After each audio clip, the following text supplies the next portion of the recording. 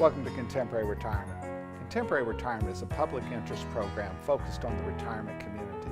Every program has segments on legal, financial, and health issues affecting the retirement community. Contemporary Retirement is sponsored in part by a major grant from the Family Heritage Trust Company. Contemporary Retirement is sponsored by Family Heritage Trust Company. The Family Heritage Trust Company is an independent bank chartered trust company established by local professionals to provide fiduciary services, including fee-based investment advice, trust services, retirement planning, and tax planning. The Family Heritage Trust Company is committed to client service in our communities. For more information, call the Family Heritage Trust Company at 301-631-5900. Contemporary Retirement is sponsored in part by a grant from R. Thomas Murphy & Associates, P.C. R. Thomas Murphy & Associates is one of Franklin County's leading law firms, emphasizing estate, trust, elder law, and medical assistance planning. Welcome to the Is It Legal feature on Contemporary Retirement. Is It Legal focuses on the legal issues affecting the retirement community. With me today is Tom Murphy from the R. Thomas Murphy Law Firm with offices Waynesboro, Chambersburg, and McConnellsburg. Welcome to the show, Tom. Good morning. Tom, we've been talking about a pattern of misinformation. And unfortunately, that misinformation is so pervasive in the retirement community that there is a perception that if you find yourself ensnared in the long-term care environment, there's nothing you can do. Yeah, it's just as far from the truth as anything, because once you're in that system, there are lots of options, but you need to be proactive to find out what they are by talking to someone who deals with it every day. And government employees and nursing home people and discharge planners aren't the ones you need to be talking to. And one of the interesting things, probably the single biggest urban myth that we deal with of all, is that perception that if you're in a nursing home, it's all over now, you should have done something. And yet people are really quite shocked to find out. I mean, like more than 95% of the Medicaid cases we do not involve transfers prior to the person going to the nursing home, but rather those transfers occur after the person is in the nursing home. Well, that's a good point, because I think that's probably the single and most important concept we have to repeat, because families are so brainwashed, and we have to get that out of their minds so we can move forward from that point. We often tell people at our seminars, if you leave the seminar with understanding one word, we will have succeeded.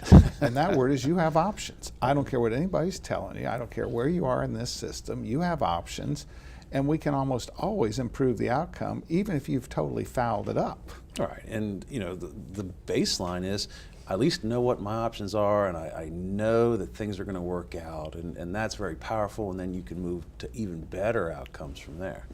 You know, and oftentimes people will have families diagnosed with a catastrophic illness, a terminal cancer, and they'll come see us, and they're really quite shocked to find out that we'll be telling, you know, we probably don't need to do anything here, because actually I was talking to a client a couple of weeks ago.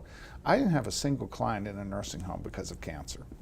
Yeah, exactly. And so every situation merits different advice, and it's just a matter of being honest and giving them a true overview of what their options are. Then of course you have the diagnosis of Parkinson's, you know, which oftentimes has a very long lead time. Right. You know, and that family will spend years thinking that we're going to lose everything we had, the healthy spouse is going to be impoverished, and nothing can be further from the truth. And it doesn't take much to get prepared for that. And it doesn't involve any significant legal work for us early on other than getting them prepared. Right, and so once you start that relationship, you can deal with each challenge as it comes, and you'll know there's a roadmap, and it makes for a much more powerful experience for that family, especially for the caretaker, because they're the ones under the pressure and stress and worry. Well, and particularly in the Parkinson's environment, because many times that person is fairly high functioning from a mental capacity until late into the progress of the disease, and they're concerned that they're going to be impoverishing their spouse. And so oftentimes, you know, there's an old saying that knowledge is power. Right. If we are, got them prepared to say, no, in fact, it's not going to be an economic disaster. It's a personal disaster. We're sorry that the loved one is diagnosed with this affliction, but it's not going to be a destructive part on their finances. And that's a good point, because so many people, you know, are focused on that bottom line, and if they start spending principal, then they think they're impoverished. But the reality is there's other good options out there. And you know, as we oftentimes talk to families as we're working in the retirement planning process, they save for retirement, then they keep saving after they retire. So it really wasn't for retirement, it was just that they keep saving. Well, it's for a rainy day. And occasionally we're going to talk to families about what the rainy day looks like, but the rainy day in most instances is in-home care and assisted living. It is not the nursing home. And that's a good point, because folks think that that's really what they're saving for. I need X dollars in the nursing home, and it's just the opposite, because that's covered in most cases. It's the non-nursing home stuff that's expensive.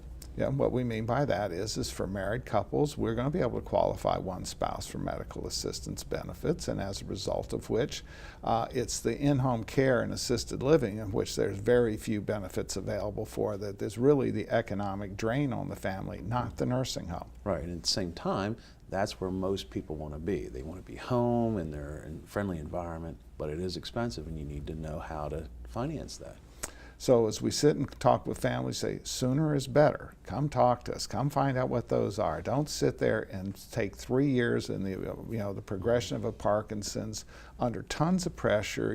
It's both disrupting the quality of life for the caregiver and for the person suffering the affliction, worrying about something they really don't need to worry about it with a little bit of planning. Exactly, and so that might mean not paying for the whole thing, but where can we bring in leverage and assistance to make those dollars go further?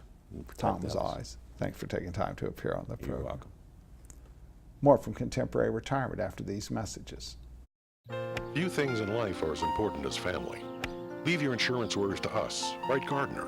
Call or visit our website to learn how we can make insurance simple and more affordable.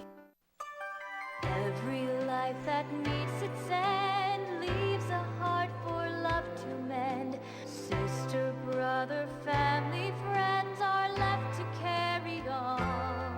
When the loss seems more than you can bear, it's nice to know that we'll be there at Douglas A. Fiery Funeral Home. We care.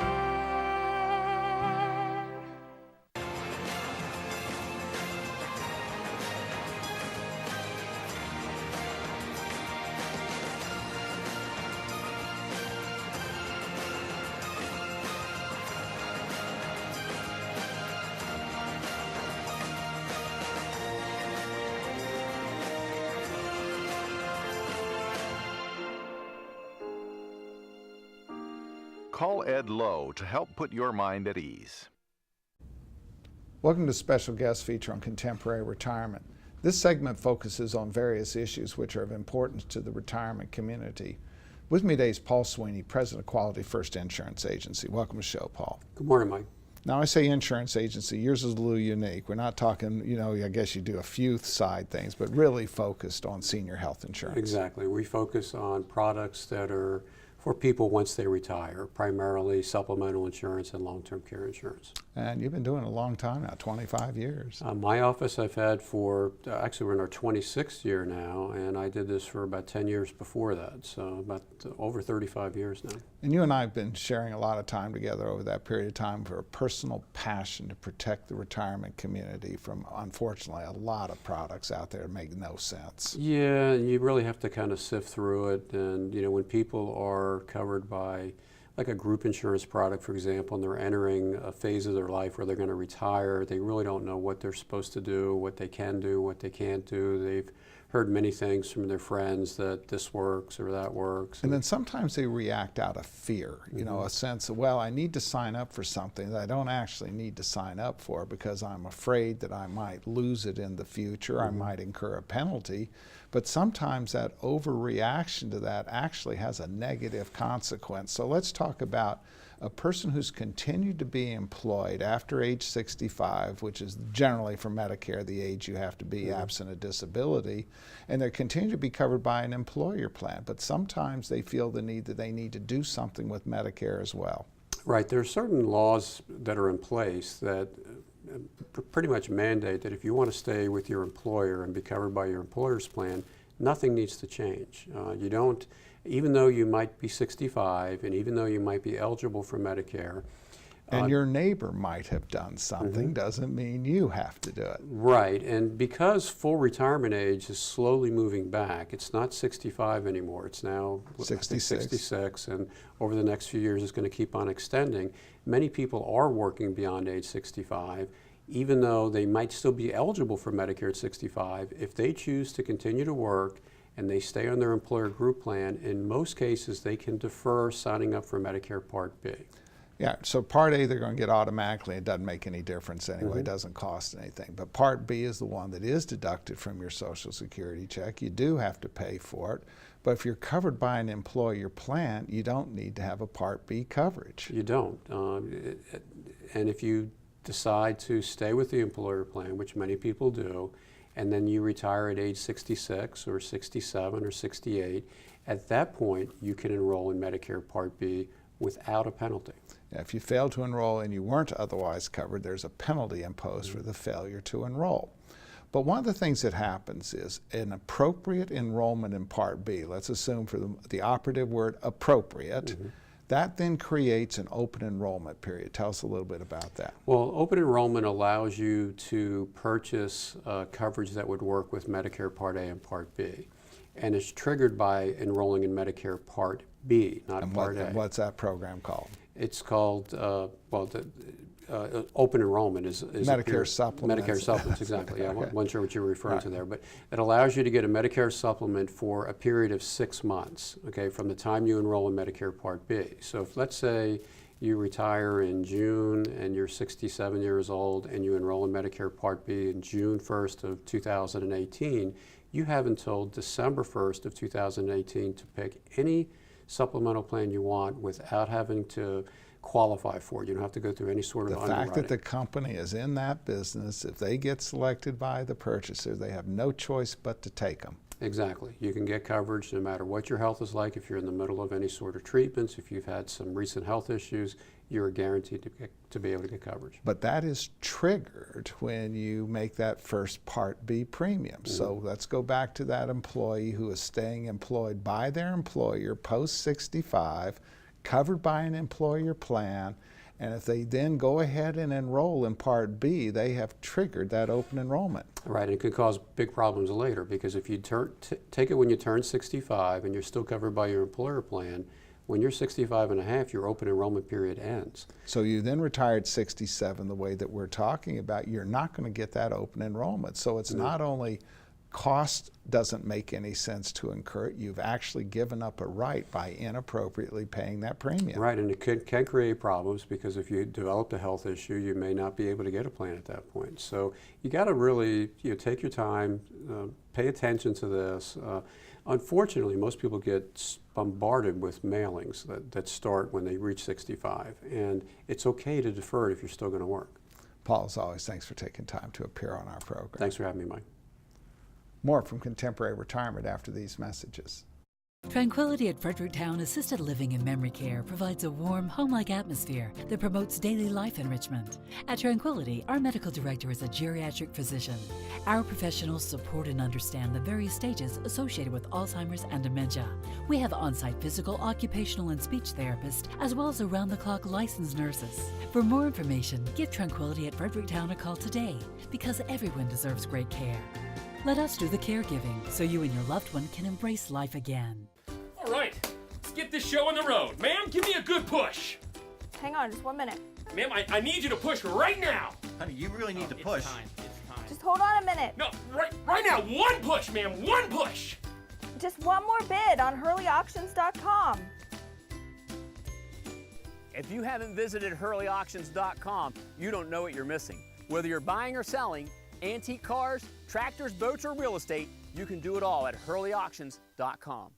Get to know Dr. Carrie Hesley at Diagnostic Imaging Services. What I find most rewarding is caring for women through our Women's Imaging Center. We have a caring staff that will ease patients through an ultrasound, bone densitometry, breast biopsy, or mammogram. Our health team is sensitive to emotions involved in women's imaging and understands that every woman is at risk for breast cancer. Providing the community with a center that is so dedicated to breast health and the imaging needs of women is something special. DIS Women's Imaging Center, providing women with progressive care. Welcome to Contemporary Health Scene. Contemporary Health Scene focuses on the health issues affecting the retirement community. With me today is Bill Beard, Executive Director, MiHi. Welcome to the show, Bill. Thank you, Mike. Good to be back. Now, to call you the Executive Director of MiHi would really diminish your role in the community because I characterize You're so kind. I characterize you as a compulsive do-gooder. Anytime you see needs to be filled, you try to step in and fill it. I try to keep busy. And so not only are you involved with MiHi, but you're involved with the Commission on Aging, trying to make sure that people have accessibility to their homes. Tell us a little bit about that. Well, it's the RAMP project, which is an offshoot of the Commission on Aging. We go around and put in wheelchair ramps for people so they can stay in their homes and don't have to go to nursing homes or to the hospital. And because you guys are, We've been doing that for 20 years as of right now. I realize that, and because you guys are very sensitive to materials and recycling, oftentimes we do a good job recycling. You come back in when the person no longer needs it, take that ramp down and reinstall it somewhere else. That's exactly right. We've done a good job. And so I know that people who sometimes say, well, I can't stay in my own home because I don't have the resources to create a ramp, should just call the Commission on Aging and they'll get you involved with it, and maybe they don't need to worry about resources. There you go. Exactly. Obviously, no matter all of these things you're involved in, as we talk about, you look for contributions, but you don't demand them. Well, that's true. That's true. Any nonprofit needs money, and we're pretty good about asking for money. And a lot of people who put the ramps in want to make a donation. They want to help out where they can. So in any event, then MiHi was established a number of years ago by local citizens. That's right, 1987. And what do you call yourselves? Well, it's MiHi, but MiHi. Well, you have a catchphrase that you use for yourselves. Well, we started out doing primarily for people, recreation for people with disabilities. But what we focus on now is Project Lifesaver, which is for people that tend to wander off, whether kids or adults with dementia or whatever. So while MiHi is the local support for this effort, in fact, it is a national effort. It's a national organization, and we've been working on this for almost 10 years now. We're up to about 45 people that wear a transmitter like this. All right, so what's the national organization? Called Project Lifesaver International. All right, so let's just take a look at this thing here. It looks like a watch, so let's see if cameraman Clint can get on the watch here. And so what it is while it looks like a watch and it's worn around somebody's wrist, it isn't a watch. What does it actually do? It's actually a transmitter that puts out a signal. So when somebody wanders off, the caregiver calls 911 and says, my spouse has wandered off, and they go and find them with receivers contracted. It has a unique frequency. So, and we've had a very good track record, both nationally but locally. We've had unfortunately, we've had probably half dozen searches here. You hope that you won't have any searches, but people do wander. We have had searches, and we can find them within like 30 minutes. So now this is different than the transmitters hung around the neck, because that requires the person to affirmatively do something. That's exactly right. Which some of the people that we're dealing with, that connection is never going to be made. No. So this one here broadcasts all the time. All the time. So if a person were then to get out of pocket and then the caregiver, oops, I don't know what happened to them, which sometimes can happen, they're sleeping, the person gets up and leaves. It's not a matter of not attempting to take good care of them. It's, it's a risk, 7/24. Right. All right, so now we have a person has one of these on and they get out of pocket. What happens? Call 911, caregiver, spouse, calls 911, and the search takes place. You know where the person started from. Right. So it's not a broad search. You know where they started from, and they go out with transmitters that have a range of about a mile, and they find it. And very successful. So the sheriff's department, sheriff, police, EMS have the receivers to be able to. That's right. Very well organized. So you can triangulate them pretty quickly. Very quickly.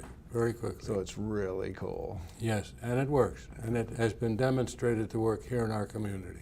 Now going back to your do-gooder thing, obviously it costs money, but you also would tell anybody watching this show that needs it, and you don't have the resources, call us, we're going to help you anyway. That's right. Or go online, mihi.org, make a connection for Project Lifesaver. And this does require a constant upgrade to the battery. The battery has to be changed by the caregiver or by one of our volunteers, depends on the situation. we need a reliable person to change the battery, because as you say, the transmitter's no good unless the battery's good. So.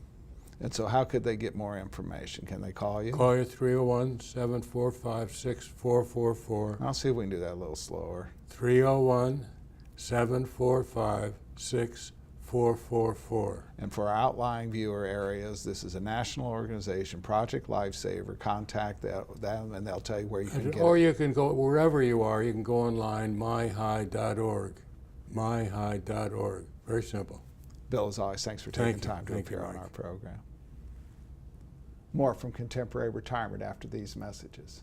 The Community Foundation strives to be a forward-thinking organization. We are assessing needs, working with donors to see things differently, so that Frederick County can be its best. It's a wonderful place for all of us to live, work, and play. We look forward to addressing the future needs of the community. Visit frederickcountygives.org and learn how you can start to see things differently too. Albright Crumbacker Mal and Idtel are a full-service firm that provides elder care services, including managing incoming bills, bill payment, depositing checks, balancing bank statements, and preparing, planning, and filing personal tax returns. Put your mind at ease and call us today. Welcome to the Making Sense feature on Contemporary Retirement. Making Sense focuses on the financial issues affecting the retirement community. With me today is Sandra Miller, Senior Vice President at the Family Heritage Trust Company. Welcome to the show, Sandy. Thanks for inviting me, Michael. Sandy, one of the great challenges of the Family Heritage Trust Company and the motivators for creating the company was the fact that so many of the clients of the directors and shareholders were engaged in financial services models that they had no idea of the charges that were being charged, and many times they were very high charges. Yes, you have to be careful when you're investing to make sure you understand what the real fees are, because there are fees on every product, if you will. So you have to make sure you look at the literature, ask the questions. And of course, one of the great challenges is that the trust company has to fully disclose its fees because it's a fiduciary. It must tell people exactly what you're charging, as opposed to the largest charity on the planet, the mutual funds. That's correct. Mutual funds have embedded fees, and you have to really dive into their prospectus to find them. We, on the other hand, are right up front. We tell you exactly what we're going to charge. We charge an annual fee. We manage your money. We become the trustee under certain trusts. But you will know up front before you sign up exactly what you will be paying us for those services. And yet it's stunning how many people think their mutual fund is free. Yes, and I assume they all know that mutual funds are charities and they don't charge any money and they do everything out of the goodness of their heart, but that's really not the case. They actually have internal fees called expense ratios, and you can ask your broker and he will tell you or she will tell you, or you can read the prospectus, but they are disclosed and you need to know how much they are. And then there are other embedded fees that many people don't see as well. Sometimes there's a front-end charge to enter into the fund. Sometimes there's a back-end charge if you leave the fund within certain time frames and so forth. And so people, even if they're looking at a statement, it may not fully reflect the actual value of that account. That's exactly correct. The front-end load sometimes is waived. But then if there's no charge to get in, you have to be aware that there's always a charge somewhere. So you have to look to see how much does it cost me to withdraw that money. And there usually is a schedule that shows a certain percent. The longer you stay in it, that percent goes down. So the fact is that they're not charities, and many times people would think that using the custom management platform of the trust company would somehow cost more, but many times it costs less or no more. That's correct. If you look at our annual fee and you compare that all-encompassing fee to the fees that you might pay in a bundle of mutual funds that you might have with a broker, you'll find that the fees you're paying through the mutual funds are as much or higher, actually, than what we would be charging on a one-time annual fee. Well, the annual fee is broken into 12 right, segments, exactly. So you don't pay it all up front. It's That's just correct. Incrementally charged. You pay as you go. Right, okay. Well, one of the big traps that we've seen here recently is the fact that some of these banks are beginning to charge early withdrawal charges that are just beyond comprehension. The traditional early withdrawal charge was 6 months interest, so if you cashed it in, you know, that you realize, but if you only had a 1% CD, 6 months interest is only 0.5%. But people always assumed that there was no risk, but there is risk, because if you ever need the money and you have to take it early, then you're going to have the potential of some loss. But we've recently encountered some banks in this area charging some really exorbitant early withdrawal charges.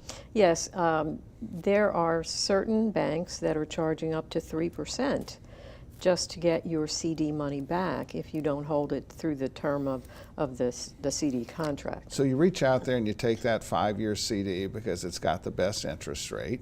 You're 75 years old. Sometime in the next 5 years, you or your spouse has a health issue.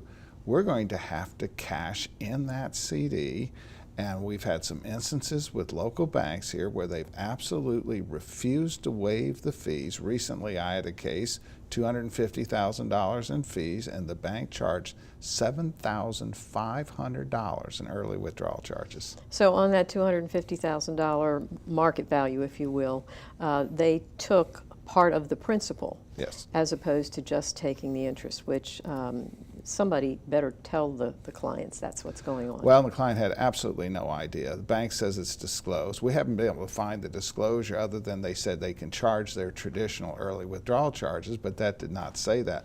There's a whole bunch of legal issues here, but the real point that we're trying to make with people is you have these CDs, you need to be paying attention to these things, and particularly as you're getting older, you need to be certain that you're not finding yourself trapped with major, major charges. Yes, you have to be able to get your hands on the money.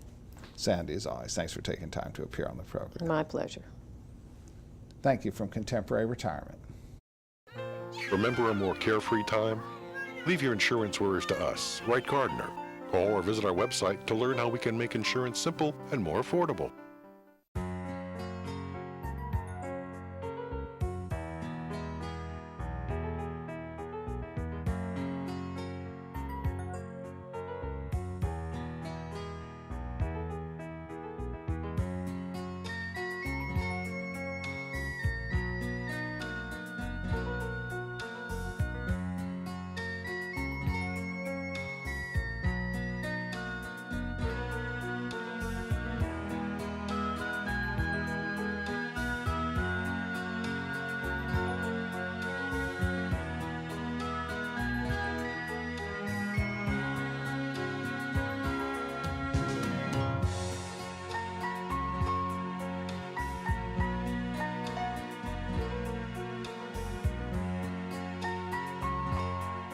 These days, it seems like everything's online, and filling out claim forms and receiving and paying bills online isn't always easiest. That's why we at Quality First Insurance encourage you to just give us a call. Let us help. Hi there, I'm Paul Sweeney with Quality First Insurance, and it's still just this simple. Our offices are open every weekday where you'll be able to call and speak to real, live people. No detail was missed. I'm so glad that I turned to Quality First Insurance. I've recommended Quality First Insurance to my friends who've been just as satisfied. If you're not happy with what you're paying for Medigap, or more importantly, not happy with your service, give us a try. We're locally owned, and we take the time to provide you with the best. We are Quality First Insurance, and our mission is to provide quality products to quality people. Pick up the phone and give us a call today at 800-745-1411.